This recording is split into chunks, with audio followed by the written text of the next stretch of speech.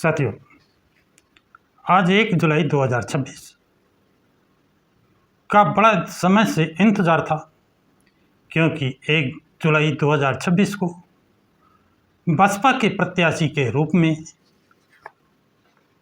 फिरोज अफ्ताब को नाम घोषित होना था। विधानसभा प्रभारी के रूप में ये सर्वविदित है, बसपा जो विधानसभा प्रभारी बनता है वही वहाँ का उम्मीदवार होता है। और इसके लिए काफ़ी तैयारी की गई थी, लेकिन आज सुबह से ही सहारनपुर में घनघोर बारिश होने के बावजूद वहाँ पर हिंदू और मुसलमानों का विशाल जनसमूह एकत्र हुआ। बारिश उनको रोक नहीं पाई। दूसरी तरफ लोगों का कहना है कि लोग फिरोज अफ्ताब के मीटिंग में शामिल न हो पाए, इसलिए उत्तर प्रदेश के मुख्यमंत्री योगी जी ने भी कार्यक्रम रखा था, जिससे रास्ते बाधित किए गए। बसपा के वोटर्स कार्यकर्ता बताते हैं कि उनके आदमियों को सभा में आने से रोका गया, लेकिन वो रास्ता छोड़कर दूसरे रास्तों से आए।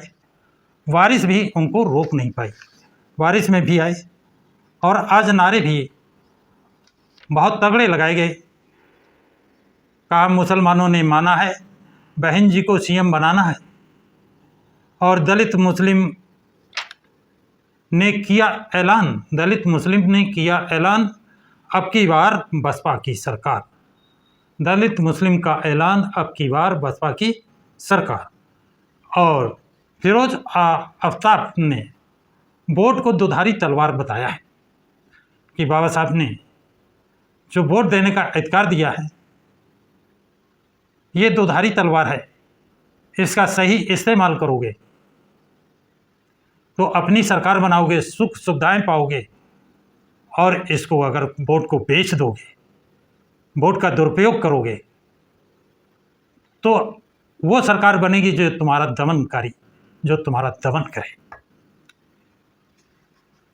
साथियों, इस प्रांगण में जहाँ पर ये कार्यक्रम रखा गया था, ये विधानसभा पहले यहाँ से 2 बार बसपा सुप्रीमो मायावती चुनाव जीत चुकी है। इसके बाद इसका नाम बदला गया, क्षेत्र बदला गया, अब ये सहारनपुर देहात के नाम से हो गई है। और इस विधानसभा का जो वोटर्स आंकड़ा है, यहाँ करीब 60,000 80 वोट है, और फिरोज अफ्ताब की बिरादरी के करीब 50,000 वोट है, अन्य जातियों के भी वोट है। ये दोनों एक साथ आते चुनाव जीत होती है। जो फिरोज अफ्ताब ने आंकड़े दिए हैं कि सहारनपुर में बसपा पार्टी ने किसी विधानसभा में जब 2022 में कह रहे थे कि बसपा लड़ नहीं रही है, उस समय किसी विधानसभा में 65,000, किसी में 60,000, किसी में 55,000, 45,000, इस तरह इतना वोट पाया। और ये इसमें जब फुल वोट नहीं मिला था, फुल वोट एससी का मिल जाता तो यही 70-80 हज़ार पहुँच जाता, और मुस्लिम वोट मिल जाता तो लाखों के ऊपर पहुँच जाता हर विधानसभा में। तो सहारनपुर की 7 की 7 सीटों पर बसपा उम्मीदवार की जीत होती, ना कि भाजपा की।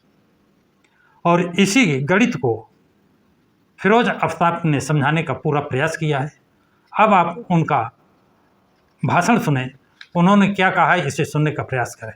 मैं तो सिर्फ और सिर्फ, अगर आप बुरा ना माने तो यहां इसलिए हूं, और खास तौर से मुसलमान से खिताब करना चाहता हूं। ऐ मुसलमानों, बातें बाद में होंगी, लेकिन पहले यह समझ लेना जरूरी है कि भाई मुनकार ने जितनी बातें आपके सामने रखी है, जहां जहां वोट देकर के हमने धोखे खाए हैं, हमने धोखे खाए क्यों, हमारी अकल कहां चली गई थी। इस नारे पर हमारा वोट लिया गया कि ये जवानी कुर्बान भैया तेरे नाम, इसके अंदर मुझे कहीं अकल नहीं लगी, महज जज्बात जरूर लगे, और जज्बात अकल के ऊपर हावी हो जाया करते हैं कि किसी तरीके से इसकी अकल को रोको, अगर अकल चल पड़ी तो क्रांति आ जाएगी।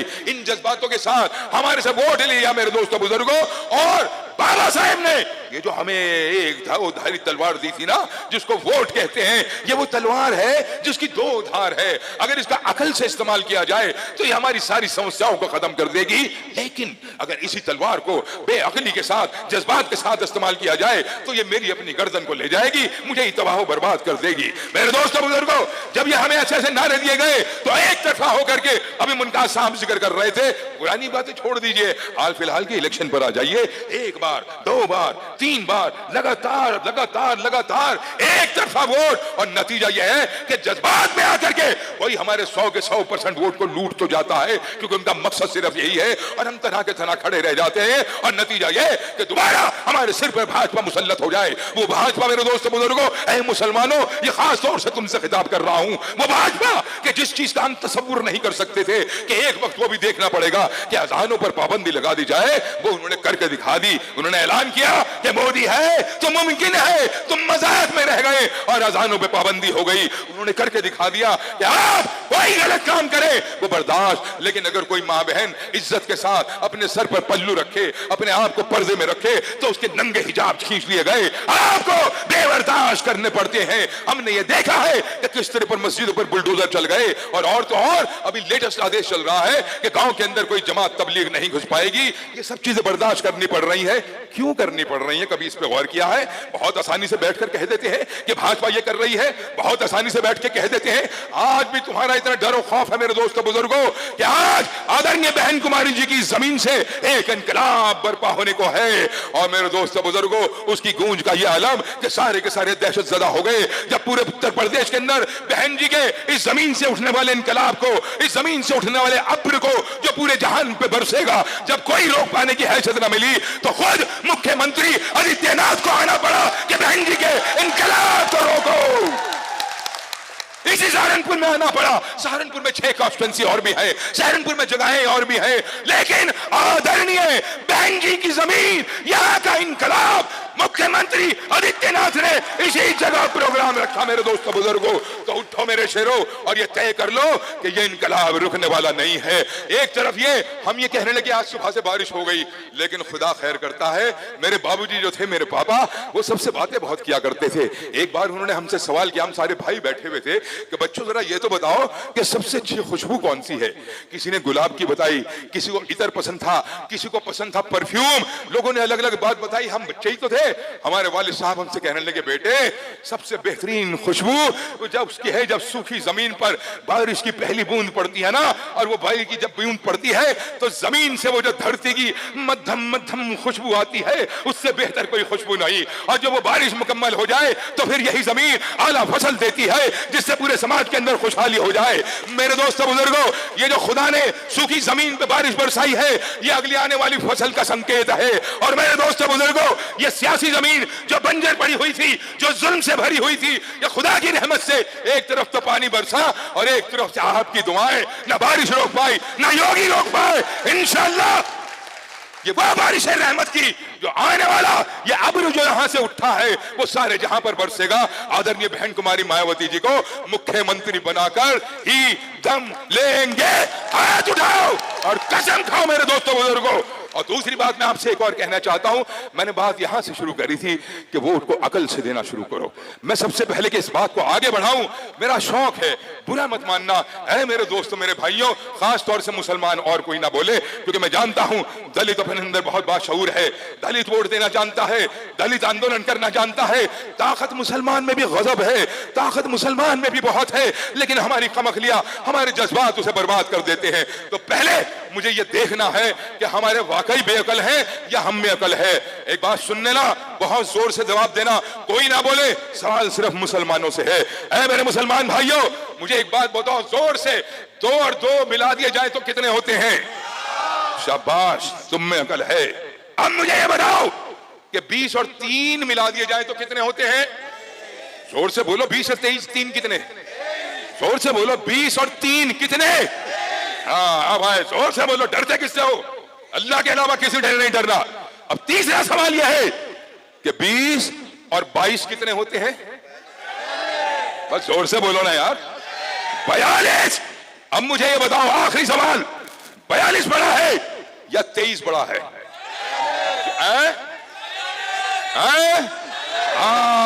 42 बड़ा है। अब मैं आपका सुनना चाहता हूं, मैं कैसे कहूं कि हम कम अकल हैं, कम अकली के अंदर वोट देते हैं। 20% वोट मुसलमान का। मेरे सामने नारा टंगा दिया गया, ये जवान कुर्बान भैया तेरे नाम। इसमें ना अकल थी ना कुछ थी, महज जज्बात थे, और उसके अंदर मैं बहकावे के अंदर आ गया। 20 का 20% वोट मैंने दे दिया, और जिस भैया को वोट दे रहे थे उसका यहां 7% वोट है। उस 7% वोट में से 70% भाजपा को जाता है, उसमें से बचा 2.5-3%। 20% मेरा, 2.5-3% वो, हद की हद पहुंचा 23% पे। 23% वोट, वही 101 सीट। आधे पे भी नहीं पहुंच पाए। भाजपा को हराने के लिए कम से कम 202 सीटों की जरूरत है, हम आधे पे भी नहीं पहुंच पाए।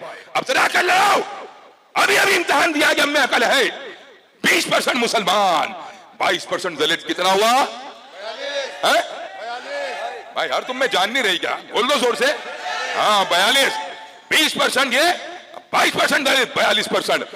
मोदी पूरे हिंदुस्तान पे 33% पे हुकूमत करता है। 33 बढ़े के 42? अब अगर ये है तो अपने अपने गिरबान के अंदर झांको। खाम खामे मस्जिदों के अंदर नमाज। अल्लाह से अकले सलीम मांगनी चाहिए ना, अल्लाह से किरदार मांगना चाहिए। जानते हैं कि हमारे पास फॉर्मूला है, अगर अपने दलित भाई के साथ लग जाए तो 42% वोट बैठता है, भाजपा हार जाएगी। और ये 42% यही नहीं है, जब ये 42% हो जाए तो मेरे दोस्तों बुजुर्गों, अब उसके ऊपर आ जाइए जिसकी बाबू मुमताज जी, रणधीर सिंह जी सब बात कर रहे थे, जिसके लिए बहन कुमारी मायावती जी बात करती हैं, बहुजन समाज। अब मैं आपसे पूछता हूं, अगर हम सिर्फ मुसलमान मुसलमान मुसलमान करें तो कितने? 18, 19, 20, 21% है या नहीं? अकल से काम लो, अकल अकल। अगर हम अपने आप को इस लीग से बाहर निकालें, हम ये कहेंगे नहीं हम माइनॉरिटी हैं, हम अकलियत हैं। जब माइनॉरिटी की बात हम करेंगे तो उसमें सिख भी आ जाएंगे, उसमें जैन भी आ जाएंगे, उसमें बौद्ध भी आ जाएंगे, उसमें ईसाई भी आ जाएंगे, उसमें पारसी भी आ जाएंगे। तो ये ग्राफ जो 20% का है ये बढ़ के 25-26% का हो जाएगा। और मेरे दोस्तों बुजुर्गों, अगर खुदा करे मेरी एक रोल चल जाए और मैं यहां से भी उठूं और ये कहूं कि अकलियत नहीं, माइनॉरिटी नहीं, मैं तो वंचित हूं, मैं तो प्रताड़ित हूं, मैं तो एक्सप्लॉइटेड हूं, मैं तो मजलूम हूं, जुल्म किया जा रहा है, मैं प्रताड़ित हूं, मजलूम हूं, एक्सप्लॉइटेड हूं, मजलूम हूं, मैं बहुजन हूं। बहुजन कहते ही ये धड़ाम से 85% पहुंच गया। अब बताओ कौन मुकाबला करेगा मेरे दोस्तों बुजुर्गों? ये अकल मुझे चाहिए कि बाबा साहब ने जो मुझे वोट दिया है इसका मैं सही इस्तेमाल कैसे करूं। ये सहारनपुर की बात हो रही है मुमताज जी, हम तो इनसे कहते हैं कि जैसा हमारा सहारनपुर वैसा हमारा प्रदेश है या नहीं है? सहारनपुर के अंदर 7 सीटें हैं, 7 की 7 सीटों पर गौर कीजिए। गंगों से किसी मुसलमान ने, हमने गलती करी, जज्बात में दे गए, सारा वोट सपा को दे दिया और वहां क्या हुआ? भाजपा जीत गई।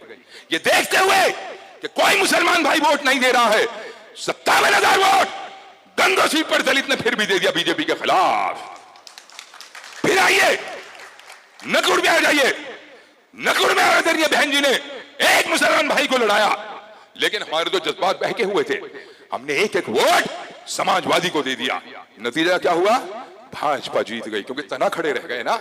ये देखते हुए कि कोई मुसलमान वोट नहीं दे रहा है, दलित भाइयों ने नकुड़ में 55,000 फिर दे दिया, 47,000 बेड सीट पे दे दिया, 67,000 इस सीट के ऊपर दे दिया, 72, 74 रामपुर में दे दिया, 57 देवबंद में दे दिया। पूरे जिले के अंदर जानते हो कितना वोट है? 3,64,000। अब फिर आ जाओ अकल के ऊपर, क्योंकि 20 और 22 42 होते हैं और उधर सिर्फ 33% पे हुकूमत है। मेरी ख्वाहिश ये है कि मैं अपनी मस्जिदों को बचा लूं, मेरी ख्वाहिश ये है कि अज़ानें दोबारा बुलंद हो जाए, मेरी ख्वाहिश ये है कि बच्चियों का हिजाब न छीना जाए, दीन का काम चलता रहे, मुसलमान की इज्जत हो, उसकी दाढ़ी को फाड़ा ना जाए, एक जानवर के मुकाबले उसकी जान न ली जाए। इसलिए मैं बीजेपी को हराना चाहता हूं, क्योंकि वो जुल्म करते हैं। अब आओ, अगर मेरे दिल में यह ख्वाहिश थी तो मुझे अकल से काम लेना चाहिए था। अगर 100 का 100% नहीं, सिर्फ 30, 35, 40% वोट अगर गंगों में हाथी को दे दिया होता तो भाजपा हार जाती। 40% वोट नकुड़ के अंदर दलित ने 55,000 वोट दिया है। मुसलमानों सिर्फ 100 का 100 नहीं, 40% दे देते तो भाजपा हार जाती।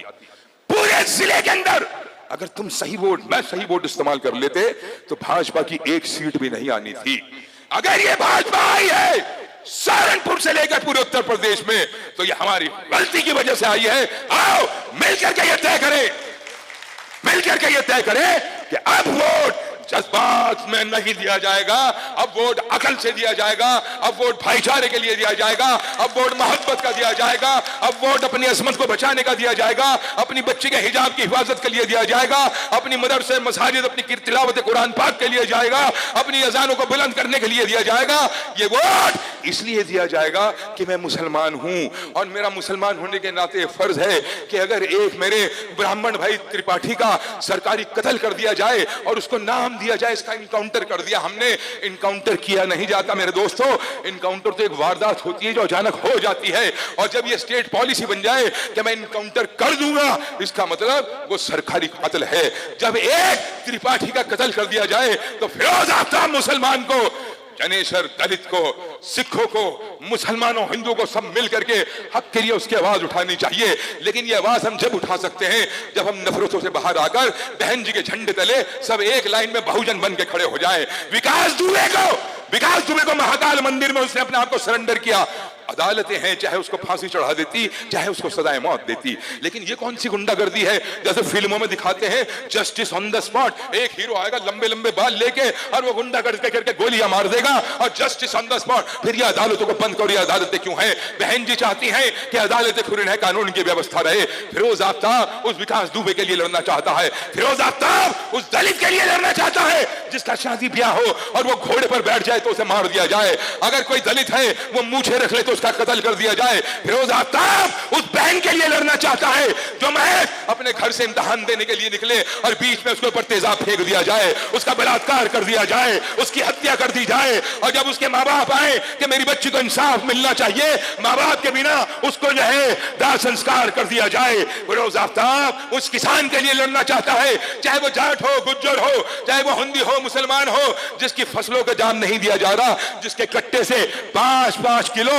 यूरिया डाई चुरा लिया गया और दाम बढ़ा दिए गए। फिरोज आफ्ताब उस सच्चे छोटे व्यापारी के लिए लड़ना चाहता है जिसे जीएसटी के अंदर उसे मौत दे दी गई, अपने घर को नहीं चला पा रहा, किसान आत्महत्याएं कर रहे हैं, हमारा छोटा व्यापारी आत्महत्याएं कर रहा है, और बड़ा बड़ा सरमाएदार पूरा हिंदुस्तान लूट करके इंग्लैंड अमेरिका में घर ले रहे हैं। मेरे दोस्तों बुजुर्गों, बहन कुमारी मायावती जी के निर्देश अनुसार उनकी लीडरशिप में फिरोज आफ्ताब ये महसूस करता है, और जब मैं महसूस करता हूं अकल हम सब में है, ईमान हम सब में है, तो मेरा मानना यह है कि हमें सबके जज्बात हैं। फिरोज आफ्ताब ये महसूस करता है कि एक दिन जो इंसान पैदा हुआ उसे एक दिन मरना भी है, और मरने के बाद हिंदू हो या मुसलमान सबको यह एहसास सबके रब के सामने जाना है।